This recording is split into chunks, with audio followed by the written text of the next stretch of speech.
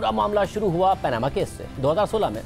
ICIJ की तरफ से पनामा पेपर्स की सूरत में लाखों दस्तावेजात लीक की गई और इन दस्तावेजात में नवाज शरीफ के बच्चों समेत 400 से ज्यादा पाकिस्तानियों का नाम था, जिन पर इल्जाम था कि उनकी पनामा में ऑफशोर कंपनियां हैं। जिसके बाद उस वक्त की हुकूमत के खिलाफ एक मुहाज खड़ा कर दिया गया। तहरीक इंसाफ समेत दीगर अपोजिशन जमातें नून लीग के खिलाफ दबाव बढ़ाने लगी और 24 अगस्त 2016 को जमात इस्लामी के अमीर सिराजुल हक ने पनामा पेपर से मुतालिक सुप्रीम कोर्ट में दरख्वास्त दायर की, मगर इस दरख्वास्त में नवाज शरीफ का बराह रास्त नाम नहीं लिया गया था और 4 दिन बाद ही अदालत ने जमात इस्लामी की दरख्वास्त को फजूल करार देकर वापस कर दिया। फिर 29 अगस्त 2016 को इमरान खान ने नवाज शरीफ, मरियम नवाज और हसन और हुसैन नवाज से मुतालिक सुप्रीम कोर्ट में दरख्वास्त दायर की और नवाज शरीफ की नाअहली का मुतालबा किया। इसी दौरान तहरीक इंसाफ सड़कों पर भी नून लीग की हुकूमत पर दबाव बढ़ाती रही और फिर 20 अक्टूबर 2016 को सुप्रीम कोर्ट ने नवाज शरीफ की नाअहली के खिलाफ दरख्वास्तें मंजूर करते हुए कार्रवाई का आगाज कर दिया और कार्रवाई का आगाज करने के लिए बाकायदा 28 अक्टूबर 2016 को सुप्रीम कोर्ट ने 5 रुकनी लार्जर बेंच बनाया। इमरान खान ने इस हवाले से बात भी की। कई महीनों तक कार्रवाई के बाद 20 अप्रैल 2017 को सुप्रीम कोर्ट के 5 रुकनी बेंच ने 3-2 की अक्सरियत से फैसला सुनाया, मगर यह फैसला ना ही शरीफ खानदान के लिए क्लीन चिट साबित हुआ और ना ही इसे सजा के तौर पर लिया गया। इस समाअत के दौरान ऐसे रिमार्क्स दिए गए जिसमें गॉडफादर भी कहा गया, जो कि इमरान खान के सियासी बयानिए का हिस्सा बने। जब फैसला आया तो दोनों तरफ से फैसले पर खुशियां मनाई गई। 5 रुकनी बेंच में से जस्टिस आसिफ सईद खोसा और जस्टिस गुलजार अहमद का अक़लियती फैसला यह था कि नवाज शरीफ सादिक और अमीन नहीं रहे, इसलिए वो नाअहल होते हैं और उन्हें वज़ारत उज़्मा के ओहदे से हटाया जाए। जबकि जस्टिस एजाजुल एहसन, जस्टिस एजाज अफजल और जस्टिस अजमत सईद के 3 रुकनी अक्सरियती बेंच ने इस मामले पर मज़ीद तहकीकात का फैसला दिया और पाकिस्तान की तारीख में पहली दफ़ा एक ऐसी JIT बनाने का हुक्म दिया गया जिसमें ISI, MI, FIA, NAB, SCCP और स्टेट बैंक के अफसरान शामिल करने की हिदायत दी गई।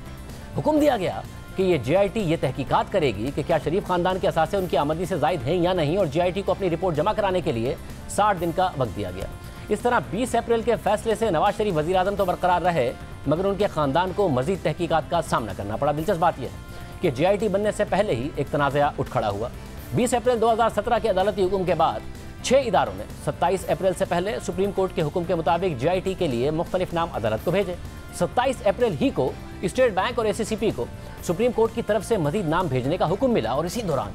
इन इदारों को एक व्हाट्सएप कॉल मौसूल हुई और उनसे मखसूस नाम शामिल करने का कहा गया। SCCP से बिलाल रसूल और स्टेट बैंक से आमिर अजीज़ का नाम शामिल करने का कहा गया। 28 अप्रैल को चेयरमैन SCCP ने खत लिखकर सुप्रीम कोर्ट को इस पुरअसरार कॉल के बारे में आगाह भी कर दिया। फिर इसके बाद सुप्रीम कोर्ट के खुसूसी बेंच ने JIT तश्कील के लिए पहली समाअत 3 मई को की, जिसमें अदालत ने SCCP और स्टेट बैंक के पेश किए गए नामों को मंजूर नहीं किया और जस्टिस एजाज अफजल ने रिमार्क्स दिए कि governor state bank, chairman SCCP ने जो नाम भिजवाए हैं वो शक व शुबे से बाला नहीं है। ऐसे अफराद चाहिए जिनका किरदार हीरे जैसा हो। और आइंदा समाअत में स्टेट बैंक और SCCP से 18 ग्रेड और उससे ऊपर के तमाम अफसरान के नामों की फहरिस्त तलब की गई और 5 मई की समाअत में सुप्रीम कोर्ट ने JIT के नामों का इंतखाब कर लिया, जिसमें SCCP से उन्हीं बिलाल रसूल और स्टेट बैंक से उन्हीं आमिर अजीज़ का इंतखाब किया गया जिनका व्हाट्सएप कॉल में इन इदारों के सरबराहों से मुतालबा किया गया था। मगर इस मामले पर भी तनाज़ा उठ खड़ा हुआ कि सुप्रीम कोर्ट JIT में मखसूस अराकीन को डालने के लिए असरअंदाज हो रही है। मगर बाद में जून 2017 में होने वाली समाअत के दौरान जस्टिस एजाज अफजल ने रिमार्क्स दिए कि हमने रजिस्ट्रार को लोगों को मुंतखब करने के लिए कहा, हम सब चीज़ों पर नजर रखे हुए हैं कि क्या हो रहा है, हमें नताइज का डर नहीं है, हमें कोई डरा नहीं सकता, हमने JIT को मुंतखब किया है। यानी वो WhatsApp call registrar supreme court ने की थी और बाकायदा तौर पर इसका एतराफ़ भी किया गया। इस तरह FIA के अफसर वाजिद ज़िया की सरबराही में JIT बन गई, जिसने 10 जुलाई 2017 को 275 सफ़हात पर अपनी रिपोर्ट अदालत में पेश की। 21 जुलाई को सुप्रीम कोर्ट ने अपना फैसला महफूज किया और फिर 28 जुलाई को सुप्रीम कोर्ट के 5 रुकनी बेंच ने ब्लैक लॉ डिक्शनरी से एक तशरीह निकालकर उस वक्त के मुंतखब वज़ीर आज़म को, नवाज शरीफ को, काबिल वसूल तनख्वाह की बुनियाद पर नाअहल करार दे दिया। साथ ही शरीफ खानदान और इसहाक डार के खिलाफ NAB को 6 हफ्तों में 3 रेफरेंसेस दायर करने का भी हुक्म दे दिया और इंसाफ अदालत को कहा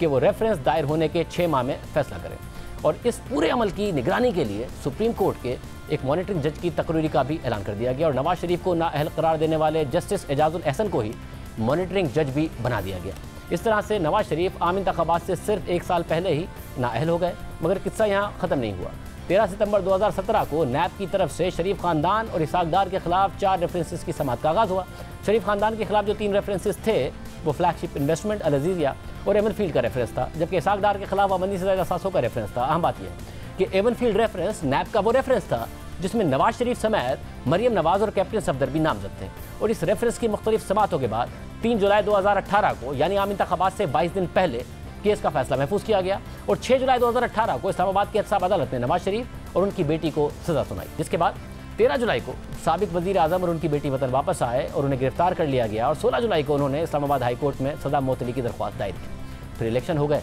और नवाज शरीफ और मरियम नवाज जेल में रहे और इमरान खान वजीर आजम मुंतखब हो गए। फिर 3 सितंबर 2018 को इस्लामाबाद हाई कोर्ट के चीफ जस्टिस अतर मिनल्लाह ने एवनफील्ड केस में एहतसाब अदालत का फैसला मुअत्तल कर दिया, यानी तहरीक इंसाफ के दौर में ही इलेक्शन के बाद एवनफील्ड रेफरेंस का फैसला मुअत्तल हुआ और इस्लामाबाद हाई कोर्ट ने अपने फैसले में लिखा कि एहतसाब अदालत ने अपने फैसले में खुद कहा कि आमदनी से ज़ायद असासों के मामले पर बारे सबूत मुलजिम पर डालने से पहले नैब को सुप्रीम कोर्ट के तय करदा कवानीन पर अमल करना था, लेकिन इस हवाले से वाहिद दस्तावेज़ जो एहतसाब अदालत में पेश की गई वो एक फ्लो चार्ट है जो नैब के तफ्तीशी अफसर की तरफ से पेश किया गया था। नवाज शरीफ के वकील ने सवाल उठाया कि एहतसाब अदालत के फैसले में नवाज शरीफ की जानिब से मुबैना तौर पर 1993 से 1996 में लंदन फ्लैट्स के कब्जे के वक्त उनकी मालियत का जिक्र नहीं है। इस हवाले से अदालत ने जब नैब के वकील से कहा कि इस बारे में एहतसाब अदालत के फैसले में कोई दस्तावेज और कोई सबूत मौजूद है तो पेश किया जाए, जिस पर नैब की तरफ से ऐसी कोई दस्तावेज और सबूत दिखाने के बजाय अदालत को कहा गया कि फ्लैट्स की वैल्यू का तयन गूगल से हासिल किया जा सकता है। जबकि अदालत ने मरियम नवाज से मुतालिक अपने फैसले में लिखा कि उन्हें एवनफील्ड फ्लैट्स के हुसूल में नवाज शरीफ की मदद, मुआवनत और साजिश के इल्ज़ाम में सज़ा दी गई, लेकिन एहतसाब अदालत ने अपने फैसले में 1993 से 1996 के दौरान एवनफील्ड अपार्टमेंट्स हासिल करने के लिए मरियम नवाज की तरफ से नवाज शरीफ की मुआवनत या साजिश से मुताल्लिक किसी सबूत का हवाला ही नहीं दिया। इस्लामाबाद हाई कोर्ट के तफसीली फैसले के आखिर में कहा गया है कि नैब ने सजा मुअत्तली की दरख्वास्तों के खिलाफ दलाइल में ज़्यादा सहारा पनामा फैसले का लिया, लेकिन इस हवाले से नैब के पनामा फैसले पर इन्हिसार और सुप्रीम कोर्ट की ऑब्जर्वेशन में हम आहंगी नज़र नहीं आई। हमारी ये राय बादियों नज़र में है कि एहतसाब अदालत के फैसले में मौजूद वाज़ेह खामियों और कमज़ोरियों के बाइस मुल्जिमान को दी गई सज़ा और जुर्म ज़्यादा देर तक बरकरार नहीं रह सकेंगे। हमारी यह गैर हतमी राय एहतसाब अदालत के फैसले का सरसरी जायज़ा लेने और सेक्शन 426 के तहत सज़ा की मुअत्तली का जायज़ा लेने के बाद कायम हुई है। ये एवनफील्ड रेफरेंस में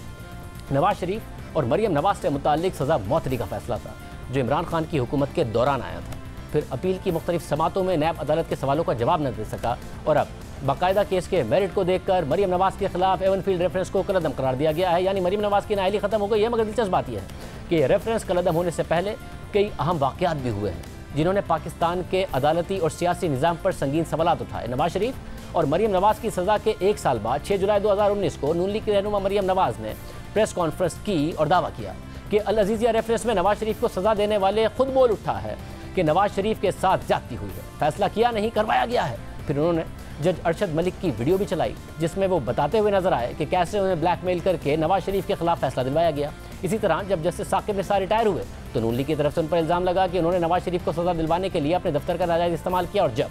जस्टिस अजमत सईद शेख रिटायर हुए और उन्हें इमरान खान की हुकूमत में ब्रॉडशीट स्कैंडल की तहकीकात के लिए कमीशन का सरबराह लगाया गया तो मरियम नवाज ने JIT में हीरो की शमूलियत पर उन पर सख्त तनकीद की। कमेटी बनाई गई है ब्रॉडशीट के हवाले से जिसमें जस्टिस ब्रॉडशीट नहीं, उसका नाम है फ्रॉडशीट। जस्टिस अजमत सईद साहब जो है उनको कौन नहीं जानता, कितनी उन्होंने नेक नामी कमाई थी जब वो सुप्रीम कोर्ट के सिटिंग जज थे। उन्होंने जिस तरह से पर्सनली ज़ाती तौर पे असरअंदाज होकर उन्होंने JIT बनवाई, उन्होंने व्हाट्सएप कॉल्स की। बदनाम ज़माना JIT को आज तक व्हाट्सएप ज़दा JIT के नाम से याद किया जाता है, उसके बानियों में उनका नाम शामिल था। वो लोग जो उनके ज़ेरे असर थे, जिनके साथ वो काम कर चुके हुए थे, जिनको वो समझते थे कि वो उनके मनपसंद फ़ैसले देंगे, उनके इन्फ्लुएंस में हैं, उन्होंने ज़ाती तौर पे इदारों को व्हाट्सएप कॉल्स करके उनके नाम JIT में शामिल करवाए। एक मुंतखब वज़ीर आज़म के ख़िलाफ़ साजिश थी, उसमें वो बहुत बड़ा उसका हिस्सा थे, उसके करता धरता थे। मरियम नवाज आज बरी हो गई हैं। नून लीग के कई रहनुमाओं के खिलाफ केसेस साबित नहीं हो सके हैं। इमरान खान की हुकूमत में रहनुमा गिरफ्तार हुए, उनकी ज़मानत के फैसले में अदालत ने नैब के किरदार और एहतसाब के अमल पर सवालात उठाए और उसे सियासी इंजीनियरिंग करार दिया। और आज शहबाज शरीफ वज़ीर आज़म हैं, इमरान खान आज भी सड़कों पर हैं और बयानियाँ फिर करप्शन के खिलाफ हैं।